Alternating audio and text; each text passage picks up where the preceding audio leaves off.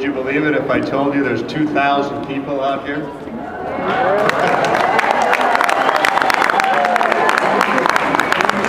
And more coming. Welcome, everybody.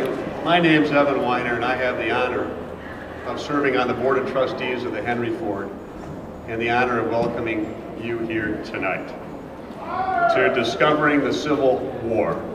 You got that? Okay, thank you. Today is a special day at the Henry Ford, where once again, American history comes alive with relevant historical artifacts and lessons from the past that challenge us to build a better future. Social justice is a main theme here at the Henry Ford, and I would like to introduce to you our president, Patricia Mouradian, who will tell us more about that and this evening's activities. So welcome, Patricia.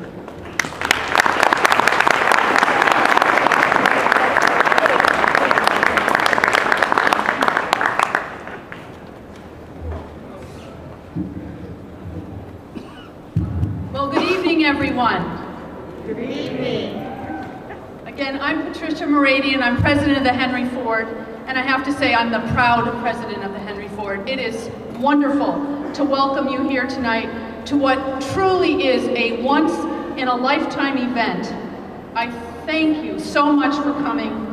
I'd like to thank our board chair, Evan Weiner, for being here for that really great introduction. In January of 1863, President Abraham Lincoln, war-weary and approaching year 3 of the largest armed conflict ever conducted on American soil, put into effect the Emancipation Proclamation, declaring that all persons held as slaves within the rebellious states are and henceforward shall be free. This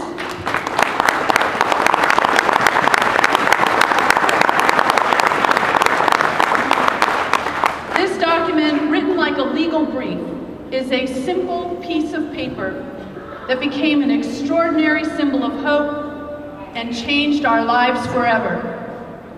This fragile treasure, written and signed by our 16th President of the United States, not only changed the course of the war, it created a turning point in this country.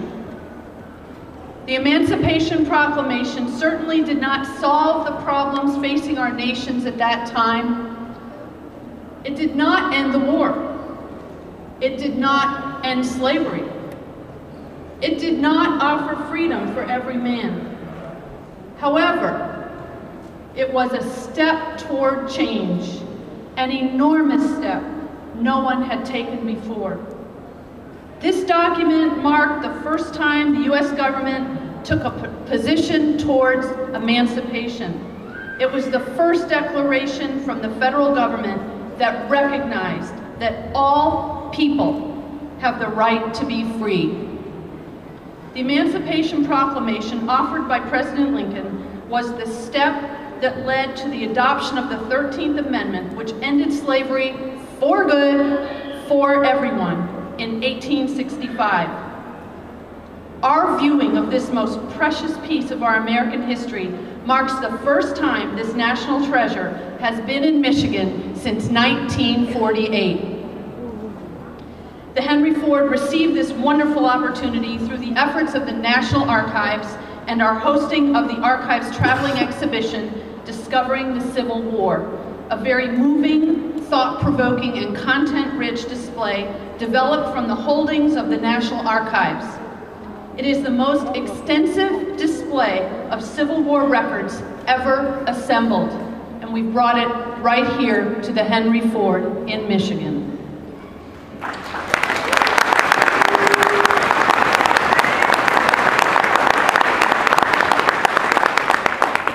This exhibition peels back 150 years of accumulated analysis, interpretation, and opinion to reveal a Civil War that is partly unknown and rarely displayed. Some of the two-dimensional artifacts on display have never before been seen outside the National Archives building in Washington, D.C., and many present the human side of this war from the perspective of those who were actually entrenched in the conflict. It is a moving and inspiring journey that offers points of view, first-person accounts, and historical facts most of us would never otherwise have known, if not for the careful, painstaking work of the National Archives. These types of opportunities, these must-see moments in our lives, are threaded throughout the core of the Henry Ford. We were founded by Henry Ford as a place to seek out the important lessons of our past in an effort to create a better future. As you made your way to the flexible gallery area where you are standing now, or seated, chances are you walked by the With Liberty and Justice for All exhibit directly to my right.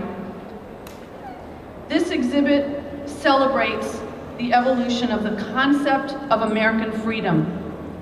That exhibit holds some of the most precious artifacts related to freedom and our civil rights, including George Washington's camp bed and chest used while touring the battlefields toward the end of the Revolutionary War, as well as the bus on which Rosa Parks refused to give up her seat. In addition, an original copy, one of only 3 handwritten copies of the 13th Amendment, lies within that display, as well as the chair in which Abraham Lincoln was sitting on the night he was assassinated, just days after the war ended and a few months before the 13th Amendment was passed. These social innovations, the documents declaring our rights, the tools used to pursue freedom for all, the actions taken by individuals, these are ideas that changed our world forever and for the better. And these inspiring people and artifacts are what make the Henry Ford who we are today, a place to learn, a place to discuss, to share, to think, to spark change, and to be inspired to be the change agents that can make the difference in the future. I'd like to leave you with a quote from Abraham Lincoln, one that hangs on the wall inside With Liberty and Justice for All. It reads, "Those who deny freedom to others deserve it not for themselves." Thank you all for coming here tonight. I truly welcome you to this historic evening.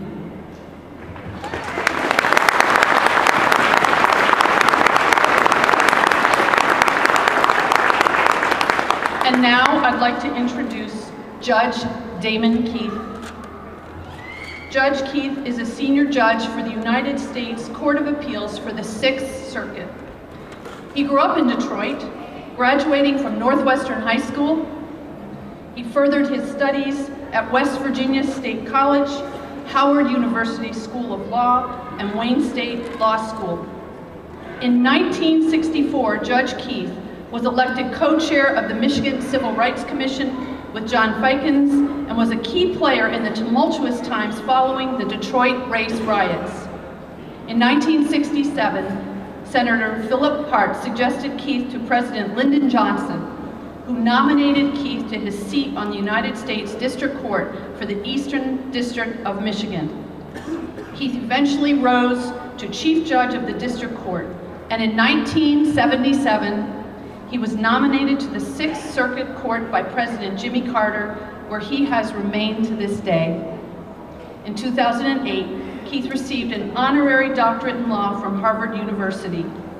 We are truly honored to have him here this evening, a great friend to the Henry Ford and to the whole community and state of Michigan and our country, Judge Damon Keith.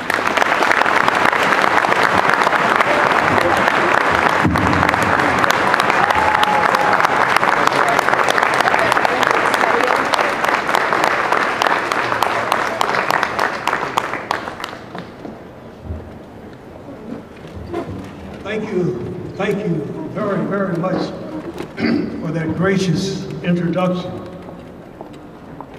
As Mr. Weiner has indicated, there are over 2,000 people here today, and I want to wish all of you well, and I want to thank you for coming here for this tremendous event. And it's an honor for me to be a part of this historic event. I want to thank Mr. Weiner, President Patricia Moradian, George Moraz, again, President Patricia Moradian, Elaine Moore, and everyone here for celebrating this momentous occasion. The Henry Ford Museum has long been a leader in producing outstanding exhibits celebrating the struggle for freedom and racial equality. On December the 1st of 2001, here at Greenfield Village, the Henry Ford Museum opened the Rosa Parks exhibit, which included the bus where Rosa Parks courageously refused the bus driver's order to give up her seat to a white passenger. Rosa Parks and I were here to celebrate that significant event. So I am humbled to once again join the Henry Ford Museum in welcoming another historic exhibit to the Greenfield Village, the Emancipation Proclamation.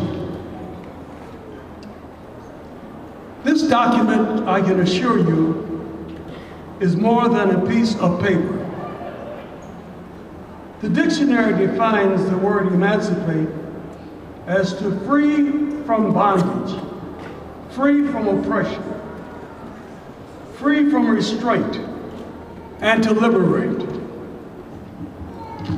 From a personal note, and I say this with all humility, my grandfathers on my mother and father's side were both slaves. This document has special meaning to me because it allowed them their freedom. And then my parents, and now me, my children's and grandchildren's freedom. So you can see why this document has a special place in my heart. Now, this document did not free all slaves, but its principles of extending freedom to slaves in the Confederate States eventually led to the freedom of all slaves and the protection of their rights by constitutional amendment. In recognition of this great event, we should all be mindful of this principle. Those who have been fortunate enough to obtain their own freedom should not set a timetable on someone else's freedom. I am honored to welcome this historic document, the Emancipation Proclamation, which rarely travels outside our nation's capital in Washington, D.C.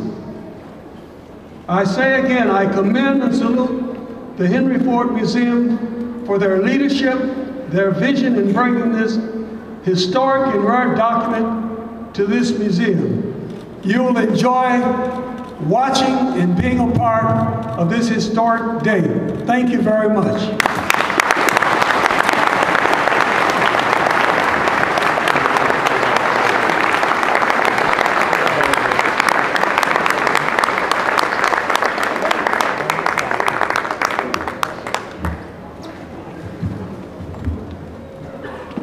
Thank you, Judge. During the Civil War, troops were camped at Independence Hall in Philadelphia. We have authentically recreated that scene with a small encampment on the front lawn of the museum adjacent to the clock tower, and I hope all of you had a chance to see it on your way in. And if you didn't, please take a look on your way out. In addition, we will have a continuous honor guard near the Emancipation Proclamation. Like the guards at the tomb of the unknown soldier, these guards will stand at attention near the document and be switched out frequently in the military protocol as done during the Civil War. I'd like to thank the 3 units participating in these festivities. Headquarters Guard are part of the encampment and serving as Honor Guard. Also, we have the 5th U.S. Colored Troops serving as Honor Guard, and the 102nd U.S. Colored Troops also serving as Honor Guard. A big round of applause. Thank you very much. These wonderful people are from all over the state of Michigan and Ohio, and we thank you for coming. I'd also like to introduce now the Mosaic Singers. Named Best Managed Nonprofit by Crane's Detroit Business in 2006, Mosaic Youth Theater of Detroit is an internationally acclaimed youth development program whose mission is to empower young people to maximize their potential through professional performing arts training and the creation of first-rate theatrical and musical art. Inspiring young people to achieve excellence on stage and in life, Mosaic is proud to report that 95% of its youth ensemble members graduate from high school and go to college.